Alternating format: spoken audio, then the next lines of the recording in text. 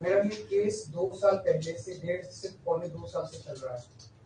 17 अगस्त को 2022 को सीबीआई की पहली केस फाइल हुआ था और 22 अगस्त 2022 को पीसीआर फाइल हुई थी ईडी। मुझे गिरफ्तार किया गया है। ना तो किसी कोर्ट ने मुझे दोषी करार दिया है, ना मेरे ऊपर कोई मुकदमा चला है, ना मेरे ऊपर कोई आरोप तय हुए हैं, ना मेरे ऊपर कोई आरोप नहीं है। अभी तक इस केस में सीबीआई 31,000 पेज फाइल कर चुकी है कोर्ट में और 294 विटनेसेस को एग्जामिन कर चुकी है। ईडी लगभग 162 विटनेसेस को एग्जामिन कर चुकी है और 25,000 पेजेस फाइल कर चुकी है। इन सारे विटनेसेस और सारे कागजों को मिला के मुझे क्यों गिरफ्तार किया गया है? मेरा नाम सीधे सीधे 4 स्टेटमेंट्स में आता है, वो मैं आपके सामने रखने की इजाजत चाह रहा हूँ। तो मेरा चार्ज क्या आता है? पहला, सी अरविंद मनीष सिसोदिया जी के सेक्रेटरी थे।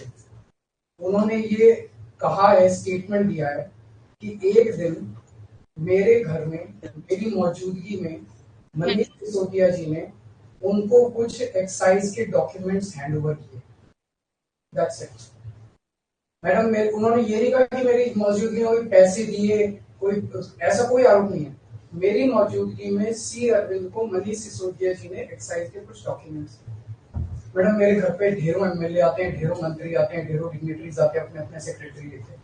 वो आपस में खुसर भी करते रहते हैं, आपस में डॉक्यूमेंट्स भी एक्सचेंज। मुझे क्या पता कि कौन किसको क्या दे। Is this a sufficient reason to arrest the sitting chief minister? क्या ये स्टेटमेंट एक सिटिंग चीफ मिनिस्टर को अरेस्ट करने के लिए पर्याप्त है? नंबर 1। नंबर दूसरा स्टेटमेंट, एमएसआर मगुंटा श्रीनिवास रेड्डी, ये मेंबर ऑफ पार्लियामेंट थे, जगन रेड्डी की पार्टी से। एमएसआर एक दिन 16 मार्च 2021 को 4:30 बजे मेरे दफ्तर आते हैं। उससे 10 दिन पहले उन्होंने मेरे ऑफिस में चिट्ठी ईमेल भेजी कि मैं एमपी हूँ, मुख्यमंत्री से मेरे ऑफिस वालों ने उसको 10 दिन बाद का टाइम दे दिया। वो मेरे पास मिलने के लिए आते हैं 4:30 बजे।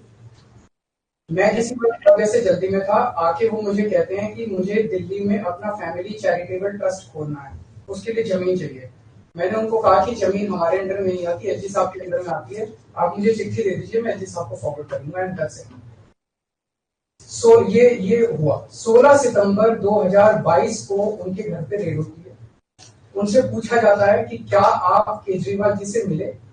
वो कहते हैं कि हाँ मैं मिला और मैं केजरीवाल जी से अपने फैमिली ट्रस्ट की जमीन मांगने गया था। ये 16 सितंबर 2022 को सेक्शन 17 का स्टेटमेंट है। ED is not happy with this statement. 5 महीने के बाद उनके बेटे को 10 फरवरी को गिरफ्तार कर लिया जाता है। उसके बावजूद भी वो अपने स्टेटमेंट पे कायम रहते हैं। उनका दोबारा गिरफ्तारी के बाद स्टेटमेंट लिया गया, वो कायम रहते हैं। 5 महीने जब उनका बेटा गिरफ्तार रहता है तो बात टूट जाता है। 16 जुलाई को बदल लेते हैं। उसके बाद वो 16 जुलाई को वो अपना स्टेटमेंट बदल लेते हैं। 18 जुलाई को उनका बेटा छूट जाता है। उसके बाद उनका कोई स्टेटमेंट नहीं होता। That's it. स्टेटमेंट पे स्टेटमेंट हो रहे थे जब तक वो अपना स्टेटमेंट मेरे खिलाफ नहीं दे रहे थे। जैसे उन्होंने मेरे खिलाफ स्टेटमेंट दिया, बेटा भी छूट गया, स्टेटमेंट होने भी बंद हो गए और 3 अक्टूबर को उनका माफीनामा भी हो गया। Mission accomplished. इसका मतलब ईडी का मिशन केवल और केवल मुझे फंसाना था। 3 सेक्शन 50 के स्टेटमेंट है मैम। तीनों सेक्शन 50 के statement they are equal in the eyes of the law. तीनों बराबर है, तीनों की ग्रेविटी सेम है। तो उसमें से एक स्टेटमेंट के तवज्जो क्यों दी गई? क्या जांच की गई है जानने के लिए उसमें से एक ठीक है, बाकी 2 गलत है। जो 25,000 पेज ईडी ने फाइल किए हैं कोर्ट के अंदर, उन 25,000 में जो केजरीवाल के खिलाफ वाला स्टेटमेंट है केवल वो लगाया गया, बाकी दोनों स्टेटमेंट दबा दी गई। क्यों मैम? कोर्ट के सामने तीनों स्टेटमेंट लाए जाने चाहिए थे ताकि कोर्ट डिसाइड कर ले सच्चाई क्या है। चलिए ठीक है। 1 मिनट मैम। तीसरा स्टेटमेंट है उनके बेटे का, राघव मगुंटा से 16 सितंबर को उसके घर पे जब रेड होती है उनसे स्टेटमेंट लेते हैं। He says whatever his father had said. उसके बाद 10 फरवरी को उनको अरेस्ट किया जाता है। उसके बाद उनके 5 स्टेटमेंट्स होते हैं। 5 स्टेटमेंट्स में वो वही बोलते हैं जो पहले बोला। फिर 5 महीने तक वो जेल में रहते हैं। उसके बाद जब 16 जुलाई को उनके पिताजी स्टेटमेंट बदलते हैं तो 18 जुलाई को उनको छोड़ दिया जाता है। तो 7 स्टेटमेंट्स उनके हुए, 6 में वो मेरे खिलाफ नहीं बोलते, 7वें में जैसे ही मेरे खिलाफ स्टेटमेंट देते हैं उनका उसके बाद कोई स्टेटमेंट नहीं होता, उनको जेल में कर दिया जाता है, उन्हें माफीनामा दे दिया जाता है। तो जो 6 स्टेटमेंट्स हैं ये रिकॉर्ड पे नहीं लाए जाते। चौथा है शरद रेड्डी। शरद रेड्डी के केस में 16 सितंबर को उसको अरेस्ट किया गया, 16 सितंबर को उसकी रेड हुई, उसने मेरे खिलाफ कुछ नहीं बोला। 9 नवंबर को उसका स्टेटमेंट लिया, उसने कुछ नहीं बोला। 10 नवंबर को उसकी अरेस्ट हुई, उसके बाद उसके 9 स्टेटमेंट्स होते हैं मैम, 9 स्टेटमेंट्स वो मेरे खिलाफ नहीं बोलता। उसके बाद 6 महीने उसको अरेस्ट करने के बाद 25 अप्रैल को वो टूट जाता है और वो केवल इतना कहता है कि मैं विजय नायर के साथ मिलने सीएम साहब के पास गया था, सीएम साहब जल्दी में थे, सीएम साहब ने कहा कि विजय के टच में रहो, विजय अच्छा लड़का है।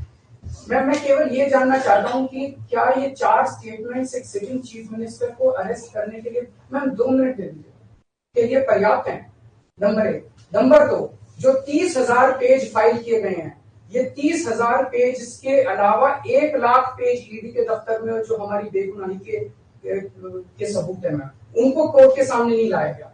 ये दूसरी बात मैं ये कहना चाहता हूँ, ये शराब घोटाले का पैसा आखिर है कहाँ, जो शराब घोटाला कहा जा रहा है? मैम ये आरोप लगाया जा रहा है कि 100 करोड़ रुपए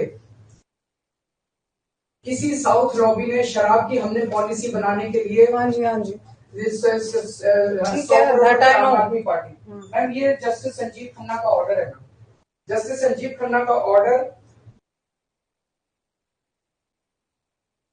ma'am page 22 para 12। The assertion in the complaint filed by DOE that kickback of rupees 100 crore was actually paid by Liquor Group is a matter of debate. Sanjeev Khanna कह रहे हैं, इसका मतलब ये साबित नहीं हुआ, इसका मतलब ये विवादास्पद है, इसका मतलब ये संदेहास्पद है, इसका मतलब इसके लिए सबूत नहीं है। तो जो 100 करोड़ रुपए ये कह रहे हैं कि हम लोगों ने रिश्वत ली, वो रिश्वत तो संदेहास्पद है, उसमें तो सबूत ही नहीं है। लेकिन असली शराब घोटाला क्या है?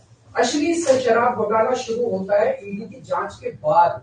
जब ईडी की जांच शुरू हो जाती है, ईडी की जांच के 2 मकसद हैं। एक स्मोक स्क्रीन क्रिएट करना पूरे देश के सामने, आम आदमी पार्टी ने चोरी की है, आम आदमी पार्टी भ्रष्टाचारी है, आम आदमी पार्टी ने शराब घोटाला किया, और उसके पीछे एक्सटॉर्शन रैकेट करना जिसके जरिए वो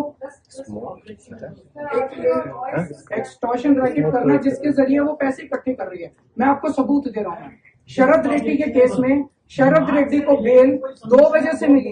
एक, शरद रेड्डी ने मेरे खिलाफ स्टेटमेंट दिया और शरद रेड्डी ने अरेस्ट होने के बाद 55 करोड़ रुपए का चंदा बीजेपी को दिया।